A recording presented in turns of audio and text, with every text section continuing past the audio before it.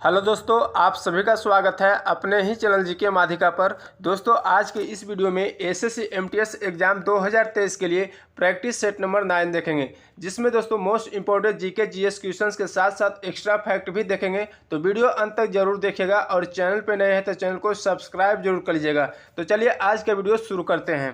तो दोस्तों, पहला प्रश्न है, जैन धर्म श्वेतांबर एवं दिगंबर संप्रदायों में कब विभाजित हुआ। तो दोस्तों, जैन धर्म श्वेतांबर एवं दिगंबर संप्रदायों में चंद्रगुप्त मौर्य के समय विभाजित हुआ। ठीक है, तो इसका राइट आंसर ऑप्शन ए हो जाएगा। अगला प्रश्न देखते हैं। क्वेश्चन है, निम्नलिखित अनुच्छेद में से कौन एक राज्य सरकार का ग्राम पंचायतों को संगठित करने के लिए निर्देशित करता है। तो दोस्तों, अनुच्छेद 40 जो है एक राज्य सरकार का ग्राम पंचायतों को संगठित करने के लिए निर्देशित करता है। ठीक है, तो इसका राइट आंसर ऑप्शन बी हो जाएगा। अब दोस्तों बात कर लेते हैं अनुच्छेद 32। तो दोस्तों अनुच्छेद 32 जो है संवैधानिक उपचारों का अधिकार से संबंधित है। अनुच्छेद 48 कृषि और पशुपालन का संगठन से संबंधित है। अनुच्छेद 51 अंतर्राष्ट्रीय शांति और सुरक्षा के अभिवृद्धि से संबंधित है। ठीक है, तो सभी फैक्ट को ध्यान रखिएगा। अगला प्रश्न देखते हैं। क्वेश्चन है, फलों को कृत्रिम रूप से पकाने के लिए प्रयुक्त गैस कौन सा है। तो दोस्तों फलों को कृत्रिम रूप से पकाने के लिए प्रयुक्त गैस एसिटिलीन है। ठीक है, तो इसका राइट आंसर ऑप्शन ए हो जाएगा। अब दोस्तों बात कर लेते हैं कि एथिलीन गैस जो भी है फलों को पकाने में काम आता है। ठीक है, तो एथिलीन गैस भी ध्यान रखिएगा। अगला प्रश्न देखते हैं। क्वेश्चन है, मार्च 2022 में जमशेदपुर में आयोजित सैफ अंडर 18 महिला फुटबॉल चैंपियनशिप किसने जीता है। तो दोस्तों मार्च 2022 में जमशेदपुर में आयोजित सैफ अंडर 18 महिला फुटबॉल चैंपियनशिप जो है किसने जीता है। तो भारत जीता है। ठीक है, तो इसका राइट आंसर ऑप्शन बी हो जाएगा। अगला प्रश्न देखते हैं। क्वेश्चन है, 97वां ज्ञानपीठ पुरस्कार 2022 निम्नलिखित में से किसे प्रदान किया गया है। तो दोस्तों 97वां ज्ञानपीठ पुरस्कार 2022 जो है किसे प्रदान किया गया है। तो दामोदर मावजो को प्रदान किया गया। ठीक है, तो इसका राइट आंसर ऑप्शन डी हो जाएगा। अगला प्रश्न देखते हैं।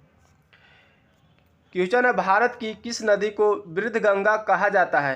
तो दोस्तों भारत की किस नदी को वृद्ध गंगा कहा जाता है। तो गोदावरी नदी को। ठीक है, तो इसका राइट आंसर ऑप्शन बी हो जाएगा। अब दोस्तों बात कर लेते हैं कि गोदावरी नदी जो है दक्षिण भारत की सबसे बड़ी नदी है। दक्षिण की गंगा कावेरी नदी को कहा जाता है। भारत की सबसे बड़ी नदी गंगा है जो गंगोत्री ग्लेशियर से निकलती है। ठीक है, तो सभी फैक्ट को ध्यान रखिएगा। अगला प्रश्न देखते हैं। क्वेश्चन है, कंप्यूटर के लिए आईसी चिप आमतौर पर किसका बना होता है।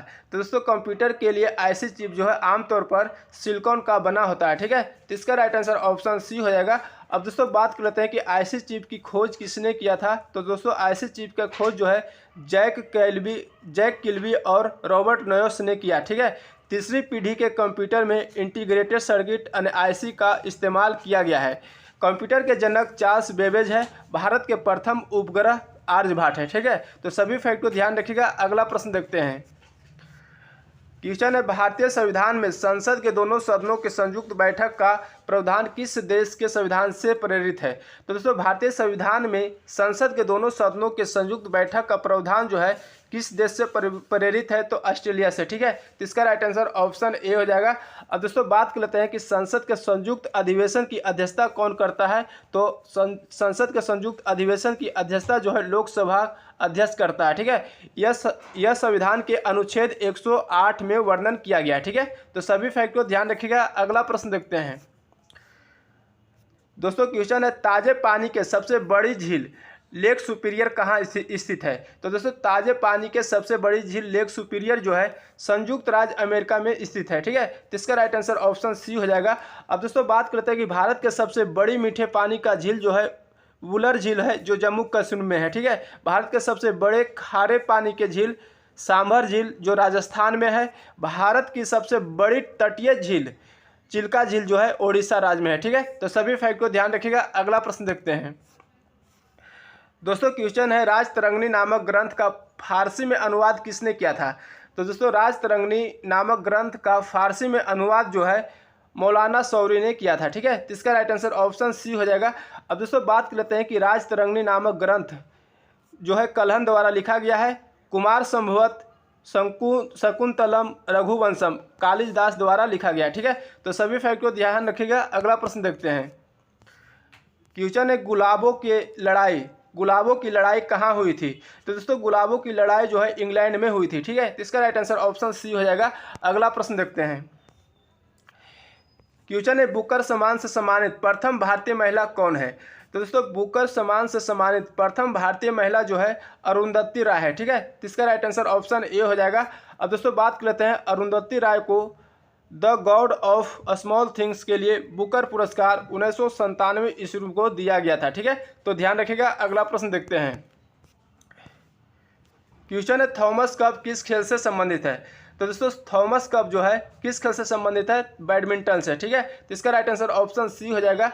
अब दोस्तों बात करते हैं बैडमिंटन के कोर्ट की लंबाई कितनी होती है? तो कोर्ट की लंबाई जो है 44 फीट और चौड़ाई 20 फीट तथा नेट की ऊंचाई 5 फीट होती है। ठीक है, तो सभी फैक्ट को ध्यान रखिएगा। अगला प्रश्न देखते हैं। क्वेश्चन है प्लानिंग एंड द पुअर पुस्तक के लेखक कौन है? तो दोस्तों प्लानिंग एंड द पुअर पुस्तक के लेखक B.S. मिन्हास है। ठीक है, तो इसका राइट आंसर ऑप्शन सी हो जाएगा। अब दोस्तों बात कर लेते हैं Angesh the stream Asian drama पुस्तक जो है गुनार मिल्डर ने लिखी है। ठीक है, अगला प्रश्न देखते हैं। क्वेश्चन है आतिशबाजी में हरा रंग निम्न में किसकी उपस्थिति के कारण होता है? तो दोस्तों आतिशबाजी में हरा रंग जो है बेरियम की उपस्थिति के कारण होता है। तो इसका राइट आंसर ऑप्शन ए हो जाएगा। अब दोस्तों बात कर लेते हैं अस्ट्रांसियम जो है अस्ट्रांसियम के कारण लाल रंग होता है, सोडियम के कारण पीला रंग होता है, मैग्नीशियम एवं एल्युमिनियम के कारण चमकीला उजला होता है। ठीक है, तो सभी फैक्ट को ध्यान रखिएगा। अगला प्रश्न देखते हैं। क्वेश्चन है सर्वोच्च न्यायालय के संविधान के किस अनुच्छेद के अंतर्गत मूल अधिकारों की रक्षा के लिए रिट जारी करने का अधिकार है? तो दोस्तों सर्वोच्च न्यायालय को संविधान के अनुच्छेद 32 के अंतर्गत मूल अधिकारों की रक्षा के लिए रिट जारी करने का अधिकार है। ठीक है, तो इसका राइट आंसर ऑप्शन डी हो जाएगा। अब दोस्तों बात कर लेते हैं कि अनुच्छेद 32 को डॉक्टर भीमराव अंबेडकर ने संविधान का हृदय और आत्मा कहा था। ठीक है, अनुच्छेद 226 के तहत उच्च न्यायालय को रिट जारी करने का अधिकार है। ठीक है, तो सभी फैक्ट को ध्यान रखिएगा। अगला प्रश्न देखते हैं। क्वेश्चन है भारत के सबसे बड़े तैरते सौर ऊर्जा संयंत्र का उद्घाटन किस राज्य में किया गया है? तो दोस्तों भारत के सबसे बड़े तैरते सौर ऊर्जा संयंत्र का उद्घाटन जो है तमिलनाडु राज्य में किया गया। ठीक है, तो इसका राइट आंसर ऑप्शन डी हो जाएगा। अगला प्रश्न देखते हैं। क्वेश्चन है पुरुष हॉकी विश्व कप 2023 का आयोजन कहाँ किया गया है? तो दोस्तों पुरुष हॉकी विश्व कप 2023 का आयोजन जो है भारत ओडिशा राज्य में किया गया। ठीक है, तो इसका राइट आंसर ऑप्शन बी हो जाएगा। अब दोस्तों बात करते हैं कि पुरुष हॉकी विश्व कप 2023 का विजेता जो है कौन सा देश रहा था? नीदरलैंड रहा था और उप विजेता चिली रहा था। ठीक है, तो ध्यान रखिएगा। अगला प्रश्न देखते हैं। क्वेश्चन है यदि किसी पिंड का संवेग n गुना कर दिया जाए तो उसकी गतिज ऊर्जा क्या हो जाएगी? तो दोस्तों यदि पिंड का संवेग n गुना कर दिया जाता है तो उसकी गतिज ऊर्जा क्या हो जाएगी? तो n स्क्वायर गुना हो जाएगी। ठीक है, इसका राइट आंसर ऑप्शन डी हो जाएगा। अब इसको कैसे निकालेंगे? तो दोस्तों इसका फॉर्मूला होता है काइनेटिक एनर्जी KE होता है P स्क्वायर यानी संवेग का स्क्वायर बटा 2m। ठीक है, अब क्या कर रहा है दोस्तों कि संवेग का n गुना कर दिया जाता है यानी p को n गुना कर दिया जाता है, तो काइनेटिक एनर्जी निकालना है, नई काइनेटिक एनर्जी। तो KE' हो जाएगा n इंटू पी का होल स्क्वायर बटा 2m। अब इसी को सोल्व करेंगे तो n स्क्वायर पी स्क्वायर बटा 2m हो जाएगा। अब दोस्तों पी स्क्वायर बटा 2m क्या हो जाएगा? KE के बराबर हो जाएगा, तो KE' हो जाएगा n स्क्वायर इंटू KE हो जाएगा। ठीक है, तो n स्क्वायर गुना हो जाएगा। ठीक है, तो n स्क्वायर गुना इसका राइट आंसर हो जाएगा। ठीक है, तो अगला प्रश्न देखते हैं। क्वेश्चन है एमनेस्टी इंटरनेशनल निम्नलिखित में से किससे संबंधित है? तो दोस्तों एमनेस्टी इंटरनेशनल जो है मानव अधिकार से संबंधित है। ठीक है, तो इसका राइट आंसर ऑप्शन बी हो जाएगा। अब दोस्तों बात कर लेते हैं एमनेस्टी इंटरनेशनल की स्थापना का उद्देश्य क्या था? तो दोस्तों एमनेस्टी इंटरनेशनल की स्थापना का उद्देश्य जो है विश्व में मानव अधिकार की रक्षा करना है। ठीक है, इसका मुख्यालय लंदन शहर में स्थित है। ठीक है, तो सभी फैक्ट को ध्यान रखिएगा। अगला प्रश्न देखते हैं। क्वेश्चन निम्नलिखित में से कौन सरकार के तीसरे अंग के रूप में जाना जाता है? तो दोस्तों कौन जो है सरकार के तीसरे अंग के रूप में जाना जाता है? तो सर्वोच्च न्यायालय। ठीक है, तो इसका राइट आंसर ऑप्शन सी हो जाएगा। अब दोस्तों बात करते हैं कि विधायिका जो है लोकतंत्र का प्रथम अंग माना जाता है, कार्यपालिका लोकतंत्र का दूसरा अंग माना जाता है, प्रेस को लोकतंत्र का चौथा अंग यानी चतुर्थ अंग माना जाता है। ठीक है, तो सभी फैक्ट को ध्यान रखिएगा। अगला प्रश्न देखते हैं।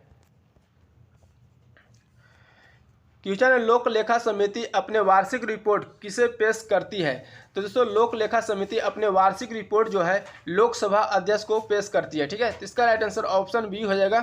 अब दोस्तों बात कर लेते हैं, लोक लेखा समिति में 22 सदस्य होते हैं और इसका अध्यक्ष जो है विपक्षी पार्टी के नेता होते हैं। लोक लेखा समिति में लोकसभा के 15 और राज्यसभा के 7 सदस्य होते हैं। ठीक है, तो सभी फैक्ट को ध्यान रखिएगा। अगला प्रश्न देखते हैं।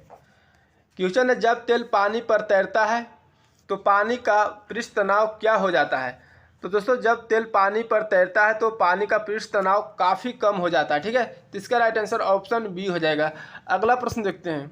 क्वेश्चन है, डोल उत्सव या डोल जात्रा त्यौहार जो है किस राज्य में मनाया गया है? तो डोल उत्सव या डोल जात्रा त्यौहार जो है पश्चिम बंगाल राज्य में मनाया गया है। ठीक है, तो इसका राइट आंसर ऑप्शन डी हो जाएगा।